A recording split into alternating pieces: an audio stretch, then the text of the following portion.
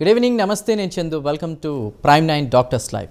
ఈరోజు మనతో పాటు ఉన్నారు ప్రముఖ పెయిన్ ఫిజిషియన్ మరియు రెజనరేటివ్ మెడిసిన్ నిపుణుడు డాక్టర్ ధీరజ్ కుమార్ గారు. ఈయన హైదరాబాద్లోని ఎన్జీఆర్ఐ మెట్రో స్టేషన్ సమీపంలో ఉన్నటువంటి doctor Dheeraj pain relief and wellness సెంటర్ను నడుపుతున్నారు. 6 ఏళ్లకు పైగా అనుభవంతో వెన్ను నొప్పి, మోకాళ్ళ నొప్పి, నరాల నొప్పులకు శస్త్రచికిత్స లేకుండానే పరిష్కారం అందిస్తున్నారు. ఇక ఈయన రేడియో ఫ్రీక్వెన్సీ అబ్లేషన్, అదేవిధంగా ఓజోన్ థెరపీ, మాలిక్యులర్ హైడ్రోజన్, ఈబు వంటి ఆధునిక చికిత్సలను ఉపయోగిస్తున్నారు. ప్రతి ఒక్కరూ కూడా నొప్పు లేని చురుకైన జీవితం గడపాలనే లక్ష్యంతో కూడా సేవలు అందిస్తున్నారు డాక్టర్ ధీరజ్ కుమార్ గారు. మనతో పాటు స్టూడియోలో ఉన్నారు. ఈరోజు మాట్లాడదాం. ధీరజ్ గారు నమస్కారం అండి. నమస్తే. Welcome to the prime 9 news. ఇప్పుడు చాలామంది కూడా ఏజ్తో సంబంధం లేకుండా పెద్దవాళ్ళు కావచ్చు, చిన్నవాళ్ళు కావచ్చు, మోకాళ్ళ నొప్పులతో చాలా ఇబ్బందులు పడుతున్నారు. అలాంటి వారి కోసం మీరు ఏం చెప్తారు? మోకాళ్ళ నొప్పి చాలామందికి వయసు రీత్యా వస్తూనే ఉంటుంది. బట్ అది ఓవర్ నైట్గా సడన్గా రాదు. దానికి 40 ఇయర్స్ నుంచో 45 ఇయర్స్ నుంచో దానికి బీజం పడుతుంది. అది చిన్న చిన్న నొప్పి కాస్త నెగ్లెక్ట్ చేసి చిన్న నొప్పే కదా పడుకుంటే అయిపోతుంది, నొప్పి మాత్రం పెయిన్ కిల్లర్ వేసుకుంటే అయిపోతుంది, లేదు చిట్కాలైనా పాటిద్దాం, ఏవైనా టిప్స్ వాడదాము, ఏమైనా యూట్యూబ్ కానీ గూగుల్ చేసుకుని ఏవైనా ఇంట్లో చేసుకున్న చిట్కాలు ఏమైనా చేసుకుని దాన్ని కొంచెం టైంపాస్ చేద్దాం అని చిన్న చిన్న మిస్టేక్స్ వల్ల అది దీర్ఘకాలికమైన నొప్పిలాగా తయారైపోతుంది. సో దీన్నే మనం ఆస్టియో ఆర్థరైటిస్ అంటాం. దీనికి గల ముఖ్య కారణాలు ఎదరు వెయిట్ ఎక్కువ అవడం, అధిక బరువు వల్ల, జాయింట్లో కండరాలు కొంచెం స్ట్రెంగ్త్ లేకపోవడం వల్ల, ఎముకల్లో కావాల్సిన కాల్షియం, వైటమిన్ డి అది సరిగా పౌష్టిక ఆహారంలో లోపించడం వల్ల జాయింట్స్ వీక్ అయ్యే అవకాశం ఉండొచ్చు. ఆర్ చేసే పనుల్లో స్ట్రెస్ ఉండొచ్చు, హై ఇంపాక్ట్ యాక్టివిటీస్ ఉండొచ్చు. కాన్స్టాంట్గా నుంచోవడం వల్ల జాయింట్ మీద లోడ్ ఎక్కువ పడుతుంది. ఎప్పుడైతే ప్రెషర్ అనేది జాయింట్లో పడుతుందో అది అరుగుదలకి ఇంకా ఫాస్ట్గా అయిపోతుంది. సో ఈ అరుగుదల అనేది మామూలుగానే వయసు రీత్యా వస్తూనే ఉంటుంది. దానికి తోడు మనం చేసే పనులు ఎక్కువసేపు నుంచడం, లేదు ఎక్కువగా మెట్లు ఎక్కడము, కింద కూర్చోడం, జాయింట్స్ మీద ప్రెషర్ పడేటట్టు పనులు చేయడం, వీటన్నిటి వల్ల ఆస్టియో ఆర్థరైటిస్కి చాలా ఎక్కువగా లోనవుతున్నారు. అది చిన్నవాళ్ళలో చూసుకున్నారనుకోండి, వాళ్ళకి ఆటోఇమ్యూన్ కండిషన్ అంటాం, ఆర్ సోరియాసిస్ కానీ, rheumatoid arthritis or sports injuries వల్ల వాళ్ళకి జాయింట్ మీద స్ట్రెస్ పడుతుంది.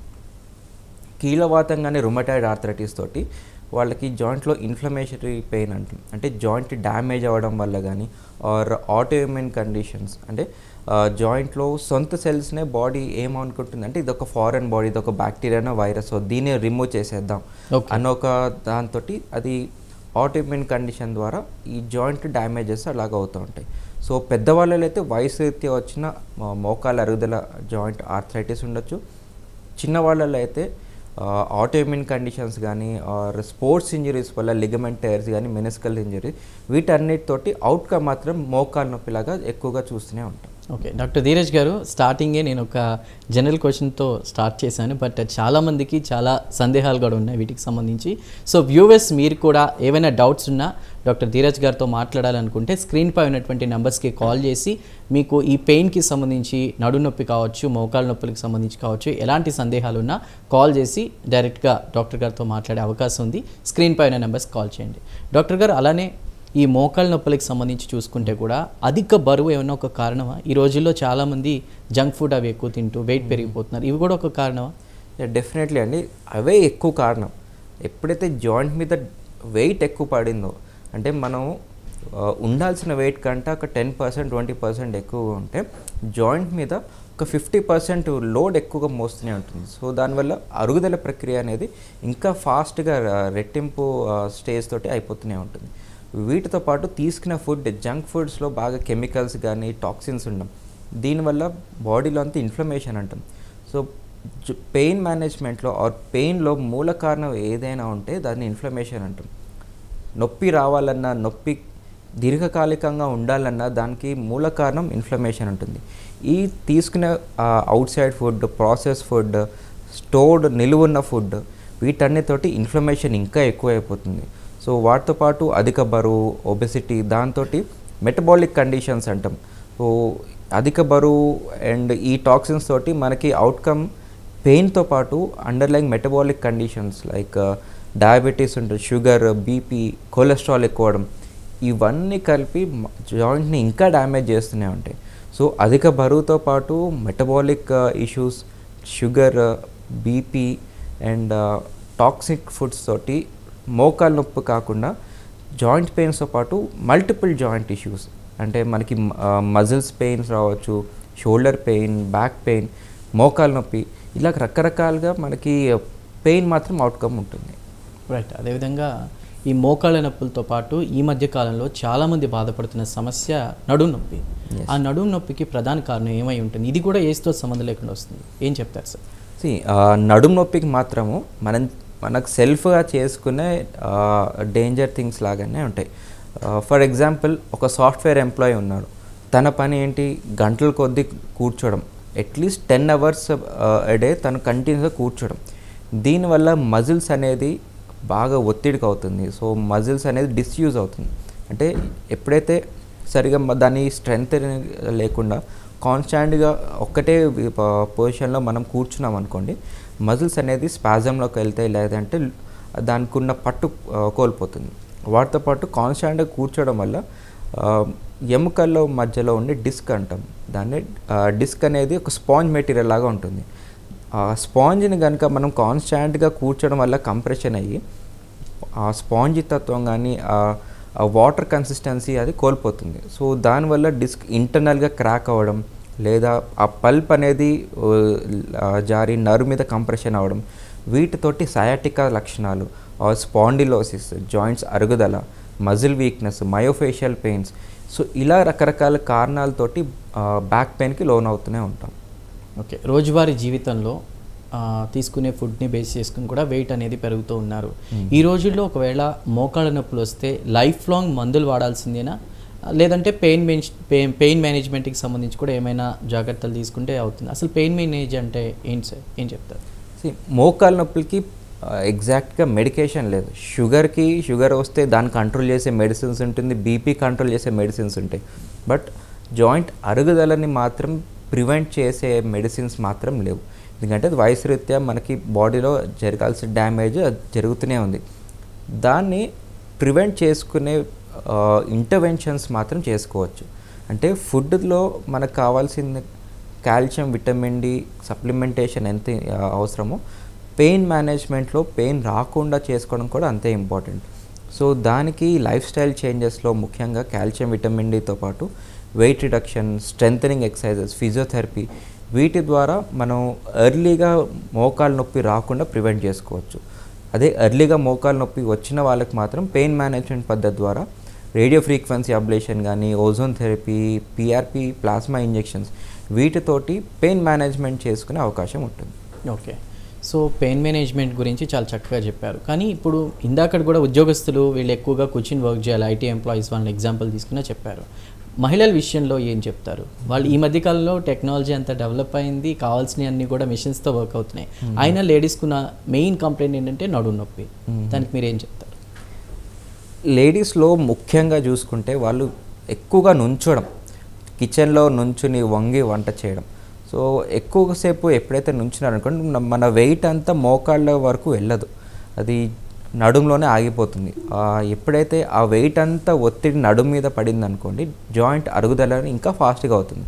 సో డిస్క్ ప్రెషర్ ఎక్కువై డిస్క్ బల్జ్ అవ్వచ్చు, డిస్క్ క్రాక్ అవ్వచ్చు, మజిల్ వీక్నెస్ రావచ్చు, జాయింట్ అరుగుదల రావచ్చు. వీటన్నిటి వల్ల నడుము నొప్పికి ఇంకా లోన్ అవుతూనే ఉంటారు. సో ఇది వాళ్ళు చేసుకునే పనుల వల్ల వస్తుంది.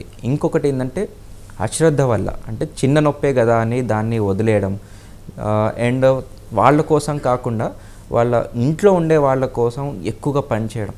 సో ఎక్కువగా అలసిపోవడము, టైంకి తినకపోవడం, కాల్షియం, విటమిన్ డి ఉన్న పౌష్టిక ఆహారం తీసుకోకపోవడం, వీటితోటి ఆ నొప్పి కాస్త ఇంకా రెట్టింపు అవుతుంది. సో చిన్న నొప్పి కాస్త వాళ్ళు నెగ్లెక్ట్ చేయడం, డైట్ సరిగా తీసుకోకపోవడం, ప్రాపర్ ఎక్సర్సైజెస్ లేకపోవడం, స్ట్రెంథనింగ్ ఎక్సర్సైజెస్ చేయకపోవడం, అండ్ కాల్షియం, విటమిన్ డి లోపించడం, అండ్ ఎక్కువసేపు నుంచోవడం, ముందుకు వంగడం, బరువులు ఎత్తడం, వీటి వల్ల జాయింట్ డ్యామేజెస్ ఇంకా రెట్టింపై వాళ్ళు నడుము నొప్పితోటి బాధపడుతూనే ఉంటారు. రైట్ డాక్టర్ గారు. ప్రశ్న కాలర్ ఉన్నారు, తీసుకుందాం. శ్వేత గారు సిద్దిపేట నుంచి కాల్ చేస్తున్నారు. శ్వేత గారు, మీ ప్రాబ్లం చెప్పండి, డాక్టర్ గారితో మాట్లాడండి. Hello sir, good evening sir. Good evening అండి, చెప్పండి శ్వేత గారు. సార్ నా పేరు శ్వేత అండి, సిద్దిపేట నుంచి మాట్లాడుతున్నా. ఎస్, చెప్పండి. సార్ ఇట్లా బాగా బ్యాక్ పెయిన్ వస్తుంది సార్. ఇట్లా పెయిన్ కిల్లర్స్ కూడా అవి వాడినా ఏం యూజ్ లేదు సార్. బెల్ట్ పెట్టుకోమన్నారు. ఏజ్ ఎంత అండి మీది? నా 36 సార్. 36. ఓన్లీ బ్యాక్లోనే వస్తుందా? కాళ్ళ వరకు తిమ్మిరి రావడం అట్లా ఏమైనా అనిపిస్తుందా మీకు? కాళ్ళు తిమ్మిరి ఏం లేదు కానీ కాళ్ళు ఇట్లా one side left side leg లాగుతుంది సార్. ఓకే. సో ఏం పని చేస్తుంటారు మీరు? సార్ నేను స్టాఫ్ ఇట్లా పిహెచ్సిలో జాబ్ చేస్తాను. ఓకే. సో ఈ శ్వేత గారికి బ్యాక్ పెయిన్ ఉంది. బ్యాక్ పెయిన్తో పాటు కాళ్ళకి గుంజడం ఉంటుంది. సో ఇది nerve compression, disc bulge, sciatica వల్ల వస్తుంది. దీనికి పెయిన్ కిల్లర్స్ వేసుకుంటే టెంపరీగా ఆ పెయిన్ కిల్లర్స్ వేసుకున్నంత కాలం మాత్రం నొప్పి తగ్గుతుంది. అదే బెల్ట్ వేసుకున్నారనుకోండి, బెల్ట్ వల్ల లాంగ్ టర్మ్ సైడ్ ఎఫెక్ట్స్ ఉంటాయి. లైక్ కాన్స్టాంట్గా బెల్ట్ వేసుకోవడంతో డిస్యూజ్ అట్రోఫీ అంటాం, మజిల్స్ అనేది ష్రింక్ అవ్వడం, దాంతో మీకు డిస్క్ బల్జ్ ఇంకా ఎక్కువ అయ్యే అవకాశం ఉంటుంది. సో దీన్ని ప్రివెంట్ చేసుకోవడానికి ఫిజియోథెరపీ ఎక్సర్సైజెస్, కొన్ని నరాలు గట్టిపడే దానిలోంచి వచ్చే నొప్పి తగ్గించే మెడిసిన్స్ వాడితే కొంతవరకు తగ్గుతుంది. ఇవి చేసినా మీకు తగ్గకపోతే ఎక్స్రే కానీ ఎంఆర్ఐ స్కాన్ చేసుకొని మన సెంటర్కి మీరు రాగలిగితే మీకు ఎలాంటి ట్రీట్మెంట్ చేసుకోవచ్చు, మీకు ఎంతవరకు పెయిన్ మేనేజ్మెంట్ తోటి మీకు లాభం అవుతుందో మీకు చూసి చెప్పగలుగుతామండి. రైట్ డాక్టర్ గారు. అదేవిధంగా ఇప్పుడు చాలామంది మోకాళ్ళ నొప్పికి సంబంధించి కూడా మీరు ఇందాక చెప్పినట్టు పెయిన్ మేనేజ్మెంట్ గురించి కూడా చెప్తున్నారు. అదేవిధంగా మీరు అందించేటువంటి ఒకటి జెనిక్యులర్ నర్వ్ అబ్లేషన్ లేదా రీజనరేషన్ థెరపీ అని ఒకటి చెప్పారు. అలాంటి చికిత్సలతో కూడా వీటిని పరిష్కారం చూపించడం సాధ్యమేనా? మోకాళ్ళ నొప్పులకి మాత్రము ఒకవేళ ఆ పేషెంట్ మోకాళ్ళు ఎక్స్రేలో ఎంతవరకు చేంజెస్ ఉన్నాయి, అది ఆపరేషన్ చేసి ఎంత స్టేజ్ ఉందా, లేదు అంటే వాళ్ళకి వయసు ఎంత ఉంది, అవన్నీ పరిగణలో తీసుకుని వాళ్ళకి సర్జరీ అవసరం పడుతుందా, లేదు అంటే పెయిన్ మేనేజ్మెంట్ పద్ధతి ద్వారా జెనిక్యులర్ అబ్లేషన్ కానీ రీజనరేటివ్ థెరపీస్ తోటి వాళ్ళకి దీర్ఘకాలికంగా మోకాళ్ళ నొప్పిని తగ్గించుకోవచ్చు. ఎట్లాగంటే ఈ రేడియో ఫ్రీక్వెన్సీ అబ్లేషన్ అంటే ఏదైతే నరాలు మోకాళ్ళ నుంచి మెదడుకి వెళ్తున్నాయో దాన్ని మనము మెషిన్ ద్వారా, లేజర్ ద్వారా దాన్ని అబ్లేషన్ చేసి నొప్పి రాకుండా దాన్ని అక్కడే ఆగిపోతుంది. సో జాయింట్ మూమెంట్ ఉంటుంది, జాయింట్ అలాగే ఉంటుంది, స్పర్శ కానీ మూమెంట్ అన్నీ ఉంటాయి, కానీ నొప్పి మాత్రం మోకాళ్ళ నుంచి మెదడు వరకు వెళ్ళకుండా అక్కడ ఆగిపోతుంది. సో ఇది పెయిన్ మేనేజ్మెంట్ పద్ధతి ద్వారా ఉంటుంది. అదే రీజనరేటివ్ థెరపీలో మోకాళ్ళ జాయింట్లో తన ఏదైతే డ్యామేజ్ అయిందో సైనోవియం కానీ కార్టిలేజ్ ఏమైనా డ్యామేజ్ అయిందో దాన్ని మళ్ళీ హీల్ చేసుకునేలాగా, దాన్ని ఏదైతే డ్యామేజ్ అయిందో దాన్ని మళ్ళీ రీజనరేట్ చేసుకునే పద్ధతి ద్వారా, అంటే ప్లేట్లెట్స్ కానీ పేషెంట్ యొక్క సొంత రక్తంలో ఉన్న ప్లేట్లెట్స్ తీసుకోవడం, దాన్ని ప్లేట్లెట్ రిచ్ ప్లాస్మా అంటాం, అవి ఇంజెక్షన్ ద్వారా, బోన్ మ్యారో సెల్స్లో ఉన్న ఇంజెక్షన్స్, ఎగ్జోసోమ్ స్టెమ్ సెల్స్, ఇలా రకరకాలుగా మనం రీజనరేటివ్ థెరపీలో వాళ్ళకి జాయింట్లో అరుగుదలని మనం ప్రివెంట్ చేయొచ్చు, కొంతవరకు హీలింగ్ చేయొచ్చు, లాంగ్ టర్మ్గా మనకి జాయింట్ డ్యామేజ్ అవ్వకుండా దాన్ని కంట్రోల్ చేసుకోవచ్చు. సో దాని ద్వారా పెయిన్ తగ్గడంతో పాటు జాయింట్ ఫ్రీగా ఉంటుంది, ఒత్తిడి తగ్గుతుంది, ఫర్దర్గా డ్యామేజ్ అవ్వకుండా మనం దాన్ని చెక్ పెట్టవచ్చు. రైట్ సార్, ఒక కాల్ ఉన్నారు చూద్దాం. సుబ్బారావు గారు విజయనగరం నుంచి. సుబ్బారావు గారు చెప్పండి మీ ప్రాబ్లం. సార్ నాకు ఈ గౌట్ అని చెప్పి వస్తుంది సార్, వచ్చినప్పుడు మోకాళ్ళ దగ్గర బాగా నొప్పి వస్తుంటుంది. అప్పుడు ఈ డైకోఫ్లిన్ కానీ ఇక్కడ ట్రెడ్జాల్ కానీ ఏదో ఒక ఇంజక్షన్ వేసుకుంటే తగ్గుతుంది.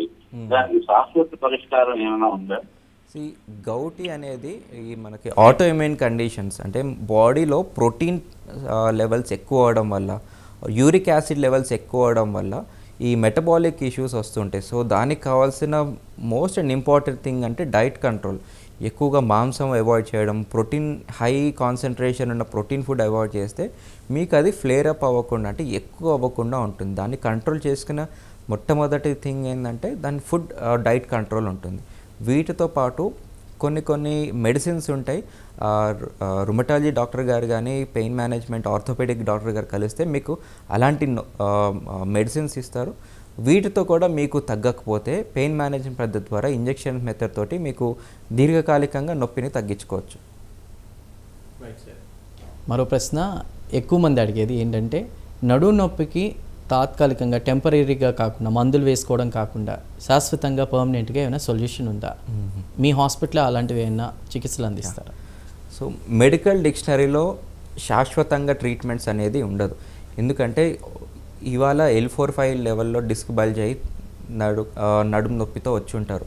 బట్ తర్వాత ఆ ట్రీట్మెంట్ అయ్యాక తను చేసిన జాగ్రత్తలు సరిగా లేకపోవడం ఆర్ చేసే పనులు సరిగా చేయకపోవడం వీటి వల్ల మళ్ళీ వచ్చే అవకాశం ఉంటుంది. బట్ ట్రీట్మెంట్ మాత్రం లాంగ్ టర్మ్ బెనిఫిట్ మాత్రం ఉంటుంది. ఎట్లాగా అంటే మనం రూట్ లెవెల్లో దాన్ని అడ్రస్ చేస్తే పెయిన్ మేనేజ్మెంట్తో పాటు దాన్ని కరెక్టివ్ ట్రీట్మెంట్స్ ఉంటుంది. లైక్ డిస్క్ బల్జ్ అయినప్పుడు డిస్క్ లేజర్ డీకంప్రెషన్ కానీ, disc ozone injection, disc PRP injection, వీటి వల్ల డ్యామేజ్ అయిన నర్వ్స్ని ఆర్ డ్యామేజ్ అయిన డిస్క్ని మళ్ళీ రిపేర్ చేయడం, హీల్ చేయడం జరుగుతుంది. సో దీనివల్ల మళ్ళీ రాకుండా ఉండడానికి ఉంటుంది. మళ్ళీ రాకుండడానికి ఇంకొక ప్రథమ థింగ్ ఏం చేయాలంటే వాళ్ళు చేసే పనుల్లో మార్పు, life style changes, dietary changes, weight reduction ఇవన్నీ చేసుకుంటే వాళ్ళకి దీర్ఘకాలికంగా నొప్పులు అనేది రాకుండా ఉంటుంది. Right sir. ఒక కాల్ ఉన్నారు, తీసుకుందాం. పాపారావు గారు రాజమండ్రి నుంచి కాల్ చేస్తున్నారు. పాపారావు గారు నమస్కారం, చెప్పండి మీ ప్రాబ్లం. సార్ నమస్తే సార్. నమస్తే అండి, చెప్పండి. సార్ నాకు ఒక 2 months బ్యాక్ నుంచి సార్ మార్నింగ్ లేచిన వెంటనే కాలు అడుగు భాగంలో యాంకిల్ కింద కొంచెం పెయిన్ లో వస్తుంది సార్. జస్ట్ ఒక 10 or 15 minutes అలా ఉంటుంది, తర్వాత మళ్ళీ నార్మల్ అయిపోతూ ఉంటుంది. ఎవ్రీడే అర్లీ అవర్స్ లేచిన వెంటనే 10-15 నిమిషాలు ఆ ప్రాబ్లం ఫేస్ చేస్తున్నాను. ఓకే. సో దీన్ని మనము మెడికల్ టర్మ్స్లో ప్లాంటార్ ఫేసైటిస్ అంటాము. అంటే పాదం కింద ఒక చిన్న పొర ఉంటుంది, ప్లాంటార్ ఫేషియా అని. అది హీల్ బోన్ నుంచి మన వేళ్ళ వరకు కనెక్షన్ లాగా ఉంటుంది. సో కొంతమందికి ఎక్కువసేపు నుంచునే వాళ్ళకి కానీ, ఫ్లాట్ సర్ఫేస్ మీద చెప్పులు లేకుండా ఎక్కువగా నుంచునే వాళ్ళకి బోన్ కొంతమందికి ఎక్స్ట్రా ఫామ్ అవుతుంది, క్యాల్కేనియం స్పర్ అంటాం, బోన్ స్పర్ ఫామ్ అవడం. దీనివల్ల ఆ ప్లాంటార్ ఫేషియా మీద ఒత్తిడి పడుతుంది. సో అది కట్ అవ్వచ్చు, వాపు అవ్వచ్చు, కొంచెం డ్యామేజ్ అవ్వచ్చు. సో ఇది టిపికల్ సిమ్టమ్స్ ఎలా ఉంటుందంటే మార్నింగ్ లేవగానే ఒక 10 to 15 స్టెప్స్ మాత్రం చాలా నొప్పితో నరకంగా ఉంటుంది. తర్వాత స్లోలీ పెయిన్ అనేది తగ్గుతూ ఉంటుంది. సో దీన్ని మనం ప్లాంటార్ ఫేసైటిస్ అంటాం. దీన్ని ప్లాస్మా పద్ధతి ద్వారా PRP కానీ, ఓజోన్ థెరపీ వీటితోటి చిన్న ఇంజెక్షన్ తోటే ఒక 10-15 నిమిషాలు అయిపోయే ట్రీట్మెంట్ ఉంటుంది. ఆ ట్రీట్మెంట్ తోటి మీకు మంచి లాభమే వస్తుంది. Right sir. సార్ మరో కాల్ ఉన్నారు, తీసుకుందాం. ఎస్. రైట్. కాల్ తీసుకోపోయే ముందు ఈ నడుము నొప్పికి సంబంధించి కూడా మీ క్లినిక్లో ఎలాంటి శస్త్రచికిత్సలు అందుబాటులో ఉన్నాయి, డీటెయిల్గా చెప్పగలుగుతారు? సో పెయిన్ మేనేజ్మెంట్ సెంటర్స్లో ఎటువంటి ఆపరేషన్ కానీ, కోసేది కానీ, స్టిచ్ కానీ ఏం లేకుండానే సూది ద్వారా అవుతుంది. సూదిలోంచి మెడిసిన్ రావచ్చు, మనకి ప్లాస్మా ఉంటుంది, లేదు అంటే రేడియో ఫ్రీక్వెన్సీ అబ్లేషన్ ద్వారా దీర్ఘకాలికంగా నొప్పి తగ్గించే ట్రీట్మెంట్స్ లాగా ఉంటుంది. లైక్ రేడియో ఫ్రీక్వెన్సీ అబ్లేషన్ తోటి స్పాండిలోసిస్ ట్రీట్మెంట్ ఉంటుంది. మజిల్ సంబంధించి మయోఫేషియల్ పెయిన్ కోసం ప్రోలోథెరపీ అనే ఇంజెక్షన్ ద్వారా చేస్తాము. సో ఇవన్నీ ఆపరేషన్ లేకుండానే చిన్న సూదితోటి లోపల ఎగ్జాక్ట్గా ఎక్కడ డ్యామేజ్ ఉందో అది ప్రీవియస్ MRI కానీ, ఎక్స్రే చూసుకుని ఆపరేషన్ థియేటర్లో కూడా లోపల స్ట్రక్చర్స్ ఐడెంటిఫికేషన్ కోసం ఎక్స్రే మెషిన్స్ కానీ, అల్ట్రాసౌండ్ మెషిన్స్, దీని ద్వారా లోపల స్ట్రక్చర్స్ అనేది మనకి కళ్ళ ముందే కనిపిస్తుంటాయి. సో ఎవిడెన్స్ బేస్డ్ ట్రీట్మెంట్స్ ఉంటుంది. ఇంజెక్షన్ అంటే బ్లైండ్గా చేసే ఇంజెక్షన్ అలాంటిది ఏమి ఉండదు. Everything is evidence based. Previously మీకు ఎలాంటి నొప్పి ఉంది, ఎక్కడి నుంచి వస్తుంది, పెయిన్కి కారణం ఏముంది, నడుములో డిస్క్ బల్జ్ అయిందా, నర్వ్ కంప్రెషన్ వల్ల వచ్చిందా, ఏ లెవెల్లో ఉంది, L4-5, L5S1 ఆర్ సర్వైకల్ లెవెల్లో ఉందా, అవి ఎగ్జాక్ట్గా కోరిలేట్ చేసుకుని అక్కడ మాత్రమే సూది వెళ్ళేలాగా మనకి ఎక్స్రే మెషిన్లో లైవ్లో చూసుకుంటూ ప్రిసిషన్గా ట్రీట్మెంట్ చేసుకునే పద్ధతే పెయిన్ మేనేజ్మెంట్లో ఉంటుంది. ఇది రేడియో ఫ్రీక్వెన్సీ అబ్లేషన్ ఉండొచ్చు, ప్లాస్మా థెరపీ PRP ఉండొచ్చు, ఓజోన్ థెరపీ ఉండొచ్చు, ప్రోలోథెరపీ ఉండొచ్చు. పేషెంట్ యొక్క కండిషన్, పెయిన్ జనరేటర్ ఎక్కడుందో తెలుసుకుని దానికి మాత్రమే మనం ట్రీట్మెంట్ చేసి మెడిసిన్స్ ద్వారా, లైఫ్ స్టైల్ చేంజెస్, ఫిజియోథెరపీ ద్వారా ఒక హోలిస్టిక్ అప్రోచ్, ఓన్లీ నొప్పి మాత్రం తగ్గించడం కాదు, మళ్ళీ రాకుండా తీసుకునే జాగ్రత్తలు అండ్ ఫిజియోథెరపీ అవన్నీ ఎక్స్ప్లెయిన్ చేసి పేషెంట్కి పంపిస్తాం అనమాట. సో మెడిసిన్స్ అనేవి యూజ్ చేయక్కలేదు, తర్వాత హ్యాపీగా వాళ్ళ లైఫ్ వాళ్ళు లీడ్ చేసుకోవచ్చు ఈ శస్త్రచికిత్స తర్వాత. కొంతకాలం దాకా మెడిసిన్స్ ఇచ్చి మళ్ళీ తక్కువ చేసేస్తాం. ఓకే, చేసేయచ్చు. సో అదేవిధంగా కీళ్ళ నొప్పులకి సంబంధించి చూసుకున్నా కూడా లైఫ్ స్టైల్ అనేది ఎలా ఉండాలి సార్? రోజువారీ జీవితం, తీసుకునేటువంటి ఫుడ్ ఎలా ఉంటే బెటర్, ఈ నొప్పుల నుంచి దూరం అవ్వచ్చు? నొప్పి ఆల్రెడీ ఉన్న వాళ్ళు మాత్రము వాళ్ళకి వెయిట్ రిడక్షన్, జాయింట్ ఎక్సర్సైజెస్ అంటే తొడలో ఉన్న కండరాలు, క్వాడ్రిసెప్స్ కానీ, హ్యామ్స్ట్రింగ్ మజిల్స్ ఎక్సర్సైజ్ చేస్తుంటే జాయింట్ మీద లోడ్ పడకుండా ఉంటుంది. సో అప్పుడు జాయింట్ని తట్టుకునే శక్తి ఉంటుంది, జాయింట్ అరుగుదలని కొంచెం డిలే చేసుకోవచ్చు. అండ్ కింద కూర్చోవడము, మోకాళ్ళ కంటే కిందగా ఉన్న స్టూల్స్ కానీ కుర్చీల్లో కూర్చోవడము, కాళ్ళు మడిచి కూర్చోవడము, ఇండియన్ టాయిలెట్ యూస్ చేయడం, అవన్నీ తగ్గించుకుంటే జాయింట్ మీద ఒత్తిడి పడుతుంది.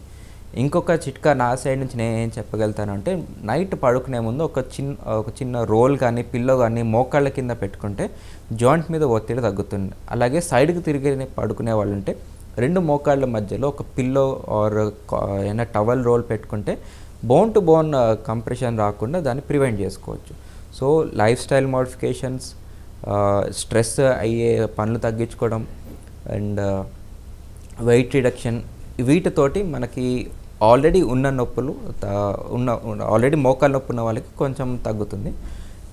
ఎవరికైతే నొప్పి రాలేదో వాళ్ళు కూడా ఇలాంటి జాగ్రత్తలు పాటిస్తే, వాళ్ళు 35 కానీ 40 ఇయర్స్ ఉన్నప్పుడు కొంచెం చిన్న నొప్పితో ఉన్నప్పుడు ఇలాంటి జాగ్రత్తలు కనుక వాళ్ళు పాటిస్తే వాళ్ళు దీర్ఘకాలికంగా అరుగుదల రాకుండా ఉంటుంది.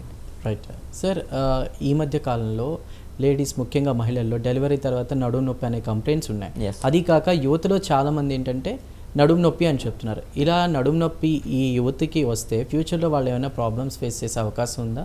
అదేమైనా దీర్ఘకాలిక వ్యాధులా మారే అవకాశం ఏమైనా ఉందా? ఈ ప్రెగ్నెన్సీలో నడుము నొప్పి అనేది చాలా కామన్. ఎందుకంటే ప్రెగ్నెన్సీలో కొన్ని ఫిజియోలాజికల్ చేంజెస్ అవుతాయి. బేబీని అకామిడేట్ చేయాలి కడుపులో అంటే దానికి కావాల్సిన షేప్ తీసుకోవాలి బాడీ. ఆ తీసుకునే క్రమంలో జాయింట్లో లూజ్ అవ్వడం అవుతుంది. సో జాయింట్లో రిలాక్సిన్ అనే ఒక హార్మోన్ రిలీజ్ అవ్వడం వల్ల జాయింట్స్ అనేది ఎక్స్పాండ్ అయ్యి బేబీకి స్పేస్ ఇస్తుంది. సో డెలివరీ అయిపోయాక కొన్ని ఎక్సర్సైజెస్ మాత్రం కంపల్సరీగా చేయాల్సి వస్తుంది. సో దాన్ని Kegel exercises, pelvic muscle strengthening exercises ఉంటాయి. ఈ ఎక్సర్సైజ్ ద్వారా జాయింట్స్ అనేది దృఢంగా అవుతుంది, కాంట్రాక్ట్ అయిపోతుంది. వీటితో పాటు కాల్షియం, విటమిన్ డి డెఫిషియన్సీ ఉంటే ఈ జాయింట్స్ అనేది ఇంకో ఒత్తిడికి లోనవుతుంది. సో బ్యాక్ పెయిన్కి కారణం అవుతుంది. అండ్ డెలివరీ అయ్యాక తీసుకునే న్యూట్రిషన్ రిక్వైర్మెంట్ కూడా ఎక్కువగా ఉంటుంది. సో అది తీసుకోవడం అండ్ ఫీడింగ్ చేసే పొజిషన్ సరిగా లేకపోవడం, వీటి వల్ల జాయింట్ మీద ఒత్తిడి పడుతుంది. సో వీటి వల్ల ప్రెగ్నెంట్ ఉన్న లేడీస్కి మాత్రం నడుము నొప్పి ఎక్కువగానే వస్తుంది. అండ్ ఇంకోటి అదేవిధంగా చాలామంది యువత ఇప్పుడు నడుము నొప్పి అన్న వాళ్ళకి ఫ్యూచర్లో ఏమైనా ప్రాబ్లం వచ్చే అవకాశం? నడుము నొప్పి ఉన్న వాళ్ళకి మాత్రం కొన్ని రెడ్ ఫ్లాగ్స్ అని ఉంటాయి. సో ఇవి మాత్రం చాలా గట్టిగా గుర్తుపెట్టుకోవాలి. ఒకటి, నడుములో తీవ్రమైన నొప్పి వచ్చినప్పుడు, కాళ్ళంతా మొద్దుబారిపోయినప్పుడు, ఆర్ నడవాలన్నా నడవడానికి రాలేకపోవడం, యూరిన్ మోషన్ తెలియకుండా అవ్వడం, బటక్స్ చుట్టూ స్పర్శ లేకపోవడం, ఇలాంటివి ఉంటే వాళ్ళు కంపల్సరీగా ఇమ్మీడియట్లీ ఎమర్జెన్సీకి వెళ్ళాల్సి వస్తుంది. ఇవన్నీ లేవు అంటే వాళ్ళు మాత్రం life style changes, medicines, pain management పద్ధతి ద్వారా వాళ్ళకి లాంగ్ టర్మ్గా పెయిన్ రాకుండా చేసుకోవచ్చు. అదేవిధంగా డాక్టర్ గారు, మోకాళ్ళ నొప్పికి కంపల్సరీ సర్జరీ అవసరం, కానీ ఆ సర్జరీ లేకుండా ఆల్టర్నేటివ్గా మీ క్లినిక్లో ఏమైనా ప్రత్యామ్నాయ మార్గాలు ఉన్నాయా? వాటి గురించి చెప్తారా? మోకాళ్ళకి కొన్ని సిమ్టమ్స్ అయితే సర్జరీకి ఇండికేషన్స్ ఉంటాయి. లైక్ జాయింట్ కంప్లీట్గా అరిగిపోవడం, గ్రేడ్ 4 స్టేజ్లో ఉండడము, జాయింట్ షేప్ మారిపోవడం, ఇలాంటి స్టేజ్లో ఉన్నప్పుడు పేషెంట్ వయసు కనుక 60 అండ్ అబవ్ ఉన్నప్పుడు నీ రీప్లేస్మెంట్కి అడ్వైస్ చేయడం జరుగుతుంది. ఒకవేళ ఆ పేషెంట్ సిమ్టమ్స్ అనేవి ఉన్నా కానీ మెటబాలిక్ కండిషన్స్, బాడీలో ఉన్న comorbid conditions, BP, sugar, thyroid or వాళ్ళకి స్ట్రోక్ అవ్వడము, స్టెంట్ వేయడము, పక్షవాతం రావడం, బైపాస్ సర్జరీ అవి, వీటన్నిటి వల్ల సర్జరీకి అంత క్యాండిడేట్స్ కావాలి. అంటే సర్జరీ చేసుకోవచ్చు కానీ సర్జరీ వల్ల కొంతవరకు రిస్క్ ఉంటుంది. అదే చిన్న వయసులోనే వాళ్ళకి మోకాలు నొప్పి ఎక్కువగా ఉండడం, 50 ఏళ్ల కంటే తక్కువ ఉన్న వాళ్ళకి మోకాలు నొప్పి ఉంది. సో వాళ్ళకి మాత్రము పెయిన్ మేనేజ్మెంట్ పద్ధతి ద్వారా దీర్ఘకాలికంగా వాళ్ళకి పెయిన్ రిలీఫ్ ఇవ్వచ్చు. సో జెనుకులర్ నర్వ్ అబ్లేషన్, జాయింట్లోకి ఓజోన్ ఇంజెక్షన్, ఓజోన్ థెరపీ ద్వారా ఇన్ఫ్లమేషన్, వాపును తగ్గించడం, plasma therapy, PRP, regenerative therapy. అదే నేను అడగబోతున్నా, రేడియో ఫ్రీక్వెన్సీ అనేది ఉంది, అబ్లేషన్ ఉంది, ఓజోన్ థెరపీ, ఇవి ఎలా పనిచేస్తాయి? సో నొప్పి రాకుండా చేసే treatment radio frequency ablation. So జాయింట్లో ఉన్న నొప్పి మెదడు వరకు వెళ్ళకుండా అక్కడే ఆపేసే ట్రీట్మెంట్ లాగా ఉంటుంది. ఓజోన్ థెరపీ అంటే జాయింట్లో వాపుని కానీ ఇన్ఫ్లమేషన్ తగ్గించి కార్టిలేజ్కి ఆక్సిజన్ అందిస్తుంది. సో దానివల్ల జాయింట్ అరుగుదలని ఇన్ఫ్లమేషన్ తగ్గిస్తుంది. అదే పిఆర్పి పద్ధతి అంటే జాయింట్ హీలింగ్ చేస్తుంది, లూబ్రికేట్ చేస్తుంది, ఒక ఇంజిన్ ఆయిల్ లాగా పనిచేస్తుంది, ఒక కుషనింగ్ ఎఫెక్ట్ లాగా ఉంటుంది. అండ్ జాయింట్కి కావాల్సిన న్యూట్రిషన్ అందించడం వల్ల కార్టిలేజ్ అనేది మళ్ళీ రిపేర్ అవుతుంది. సో ఎవరికైతే ఎర్లీ స్టేజెస్లో ఉన్నారో పిఆర్పి అది చాలా చక్కగా వండర్ఫుల్గా పనిచేస్తుంది. జాయింట్ మళ్ళీ రీజనరేషన్ లాగా అయ్యి డ్యామేజ్ అయిన సెల్స్ మళ్ళీ హీల్ అవుతుంది. సో తద్వారా అరుగుదల ప్రక్రియని మళ్ళీ డిలే చేసుకోవచ్చు. రైట్, ధీరజ్ గారు చాలా ముఖ్యమైన విషయాలన్నీ చెప్పారు, మోకాళ్ళ నొప్పికి నడుము నొప్పికి సంబంధించి కూడా. థ్యాంక్ యూ సో మచ్ అండి ఇవాళ మా స్టూడియోకి వచ్చి ఇన్ని వాల్యుబుల్ విషయాలు చెప్పినందుకు. సో వ్యూవర్స్, మీకు కూడా ఎలాంటి మోకాళ్ళ నొప్పులు కానీ నడుము నొప్పులు కానీ ఉన్నా కూడా వాటికి సంబంధించి ఆపరేషన్ వరకు వెళ్ళక్కర్లేదు, మాకు చిన్న చిన్న శస్త్రచికిత్సలతో మేము క్యూర్ అయిపోవాలి, మందులు వాడాల్సిన అవసరం ఉండకూడదు అనుకుంటే కన్సల్ట్ అవ్వండి doctor Dheeraj pain relief and wellness సెంటర్కి. ఎవరైనా ఈరోజు కాల్స్ మిస్ అయితే కనుక ఖచ్చితంగా స్క్రీన్ పైన నెంబర్స్కి కాల్ చేసి అపాయింట్మెంట్ తీసుకోగలని కోరుతున్నాం. సో ఇది ఇవాల్టి doctors live. Keep watching prime nine news.